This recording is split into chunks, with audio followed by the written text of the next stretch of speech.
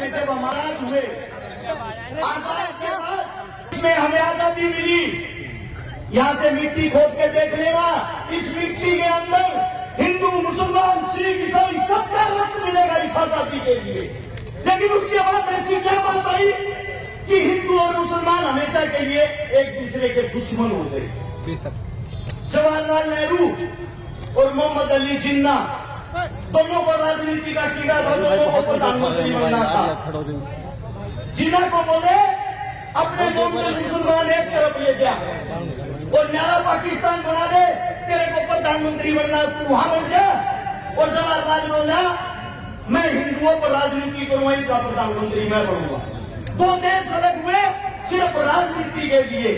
जब राजनीति के लिए दो देश अलग हुए, हिंदू मुसलमानों में इन लोगों ने इनकी तुच्छी राजनीति ने मारकाट मचवा दी। उस मारकाट के अंदर मेवात का भी नंबर आता है। जब मेवात का नंबर आया, मेवातियों को बोला गया हिंदुस्तान को खाली करो, ये आप लोगों का देश नहीं है, पाकिस्तान चले जाओ। दिल्ली से रेल के अंदर बैठाते थे, आप लोगों को पाकिस्तान भेज देते थे। उस वक्त मेवातियों ने कहा हमारा हिंदुस्तान है, हिंदुस्तान किसी के बाप का नहीं, हम रहेंगे हिंदुस्तान में। और अगर पाकिस्तान लेके जाना है तो हमारी लाश को लेके जा सकते हो, जिंदा मेवाती को नहीं।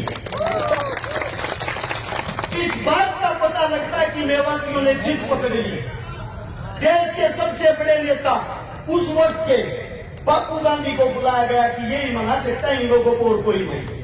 ये हकीले हैं, ये जिस चीज पर अड़ जाते हैं जान दे देते हैं, वापिस नहीं लेते। आपके मेवात लू के अंदर घासेड़ा गांव है, वहां पे बापू गांधी जी आए। गांधी ने आप लोगों को मनाया, तुम्हारे को अच्छी सुविधा दिलवाऊंगा, अच्छी फैसिलिटी दिलवाऊंगा, आप लोग यहां से पाकिस्तान चले जाओ, वापिस आ जाओगे शांति होने के बाद। ये गांधी के शब्द थे। उसी वक्त एक मेवाती बुजुर्ग ने खड़ा होकर कहा गांधी जी हमारे को हमारे देश के अंदर मिट्टी दे दो, मिट्टी नसीब करवा दो, वो काफी है, देश को छोड़ के नहीं जाएंगे। ये बात सुनने के बाद गांधी ने ऐलान किया मेवाती हिंदुस्तान की रीढ़ की हड्डी है और मेवाती यही रहेगा। अब बात आती है आप लोग पिछड़ क्यों रहे हो? मेवात की खबर पढ़ के देखते हो कभी? हमारी साइड जो अखबार आता है, टीवी आता है, उसमें दिखाया जाता है मेवात मिनी पाकिस्तान है, मेवात के अंदर को बलात्कार होते हैं, मेवात के अंदर आदमियों को काटा जाता है। हमारी नई यूथ युवा पीढ़ी उस अखबार को पढ़ती है, कच्चेधारियों की बातें सच मान के उस पर अमल करती है। उनको ये दिखाई नहीं देता कि इस देश को जो हाल में चला रहा है, सरकार चलाने वाला जिसका नाम है नरेंद्र मोदी, भारत देश का प्रधानमंत्री, जिसकी जो जाति की अगर बात आती है, जिस जाति में उसने जन्म लिया, मैं मोदी साहब से पूछना चाहता हूं, मोदी साहब आप खुल के सबके सामने क्यों नहीं बताते आपकी जाति क्या है? आपने किस जाति में जन्म लिया है? तेली जाति में। और तेली जाति 1947 से पहले मुसलमानों के अंदर आती थी, 47 के बाद उन्होंने हिंदू धर्म में कन्वर्ट किया। अरे आप देश के मुस्लिम परिवार में पैदा होकर या हिंदू मुसलमान परिवार कर हमारे को मरवाना चाहते हो। अब बात आती है कमी की। कमी कहाँ है सिस्टम में? कमी है आप लोगों के अंदर, कमी है हमारे अंदर। वो कमी क्या है? भगत सिंह, राजगुरु, सुखदेव लाहौर जेल के अंदर जब फांसी तोड़े जा रहे थे, उसके बाहर, जेल के बाहर लाखों आदमियों की भीड़ थी। सब उनको क्रांतिकारी मानते थे, सब उनको देशभक्त मानते थे। वे लाखों आदमी बाहर चिल्ला रहे थे इंकलाब जिंदाबाद, भगत सिंह जिंदाबाद। लेकिन एक भी आदमी के अंदर इंसानियत नहीं थी। वहां जितने बाहर खड़े थे, हिंदू, मुस्लिम, सिख, ईसाई खड़े थे, हिंदुस्तानी कोई नहीं खड़ा था।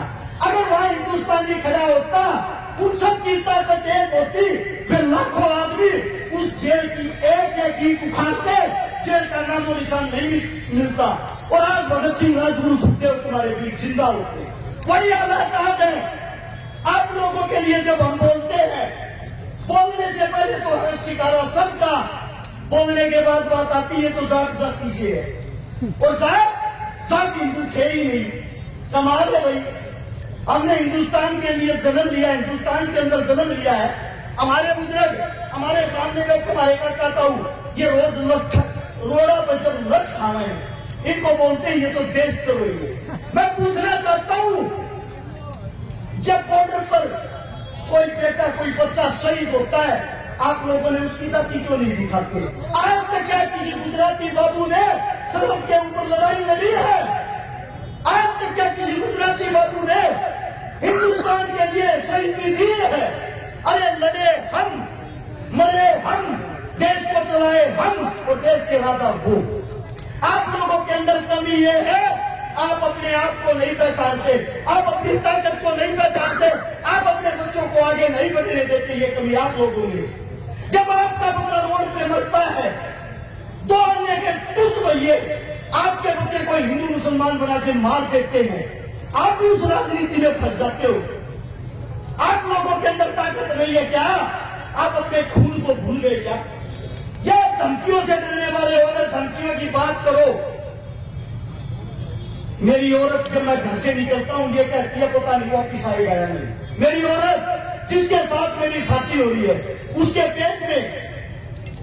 पेट में दूसरा बच्चा है, मेरे को यह भी यकीन नहीं है मैं उसका मुंह देख पाऊंगा या नहीं। जिस दिन से नूह मेवात के ऊपर मैं बोला, मैंने शुरुआत की ऐसी ऐसी धमकियां ऐसे आदमियों की, सुबह मार देंगे शाम मार देंगे, फिर भी मैं एक बात कहता हूं इस सरकार को, समय तुम्हारा राज तुम्हारा, हिम्मत है तो मार लेना।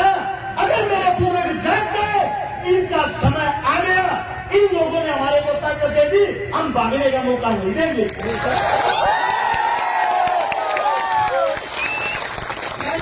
आप लोगों ने करना है। अरे इस देश का राजा किसान होता है, किसान। इस देश को संभालने वाला किसान का बेटा जवान होता है। और आप लोग अपनी ताकत भूलकर हिंदू मुस्लिम जाट ब्राह्मण में फंसकर उन लोगों के बहकावे में आए हुए हो। चारों तरफ से धरती माप लेना, हर 7 किलोमीटर पर एक मंदिर मिलेगा, हर 12 किलोमीटर पर एक मस्जिद मिलेगी, हर 5 किलोमीटर पर पीर बाबा मिलेगा। मैं आप सभी साथियों से एक बात पूछना चाहता हूं, सच बताना, दिल से बताना, क्या एक भी हिंदुस्तान का राजा शिक्षा, स्वास्थ्य, रोजगार, पढ़ाई लिखाई की बातें करता है? जरूरत ही नहीं, क्योंकि उनको मजा आ गया है। हिंदू मुस्लिम उनकी खुराक हो गई है। आप लोगों को लगाओ, कुर्सी पाओ और फिर आप लोग भाड़ में जाओ। अरे आप लोग कब जागोगे? मैं आप लोगों से सिर्फ एक बात कहना चाहता हूं, अगर आप लोग इस मेवात की पंचायत को बिना किसी निरीक्षण के वापिस अपने घर चले जाते हो, आपके बेटे आपके उन बच्चों की उम्मीदें टूट जाएंगी जो आज हमको धमकियां देते हैं। उनकी धमकियां सच हो जाएंगी। और आप लोगों में एक कमी है, जब आप लोगों की कोई लड़ाई लगता है उस वक्त तो आप टांग खींचते हो, और जब आपका बेटा आपका बच्चा मर जाता है तब उसकी आप मूर्तियां बनाते फिरते हो। अरे जीतते जी अपने का हाथ पकड़ के क्यों नहीं जीतते, टांग पकड़ना छोड़ के? मैं सभी साथियों से ये कहता हूं, जो भी मुद्दे जी बोले वो बातें मुद्दे की करे, हिंदू मुसलमान की करे, नूह मेवात की करे, ताकि सरकार को पता लग जाए जो आप भगाने वाली कला सीख रहे हो वो अब नहीं चलेगी आप लोगों की। एक नारा जोरदार, हम सब एक हैं। मैं बोलूंगा हम सब, आप लोग बोलोगे एक हैं। पता लगना चाहिए कुर्सी के ठेकेदारों को। चलो आप कुर्सी पे बैठ नहीं सकते, उस कुर्सी को हिलाने की हिम्मत तो रखो। हम सब एक हैं, हम सब एक हैं। इंकलाब जिंदाबाद, इंकलाब जिंदाबाद। कोई मेरे मुख से गलत शब्द गलत बात निकली, आपका बच्चा आपका बेटा, हाथ जोड़ के आपके चरणों में माफी चाहता हूँ। राम राम, नमस्कार, जय हिंद।